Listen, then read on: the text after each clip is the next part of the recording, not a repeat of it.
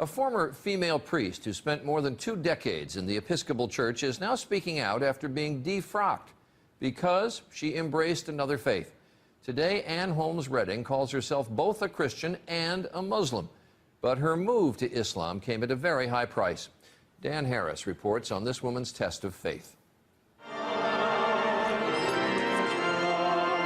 Ann Holmes Redding was an Episcopal priest for 25 years until a radical test of faith. Several years ago, while she was mourning the death of her mother, she was trying out an Islamic meditation technique that she learned in an interfaith class. And that, she says, is when it happened. It came with such clarity and such power that I could understand it as nothing else but an invitation from God. In fact, she says it was Jesus himself who led her to Islam.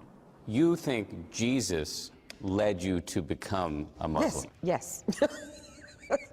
Yes. You're laughing. Because I know it doesn't make sense to people. Now, Redding not only prays in church, but she also prays 5 times a day to Allah. In Islam, Jesus is viewed as a prophet. Yes. Not as the Son of God. Yes, you're right. So yours is a radical rethink of the Christian scriptures, a rethink that a lot of people would call heretical. Yes, and do. Loudly. This spring, the Episcopal Church revoked Redding's right to be a priest. Being defrocked, I would imagine, was a pretty traumatic experience. Yes, that's an understatement. To imagine not being involved intimately in the lives of believing people, helping them understand their relationship and calling, baptizing babies. It's a big loss. It's a huge loss.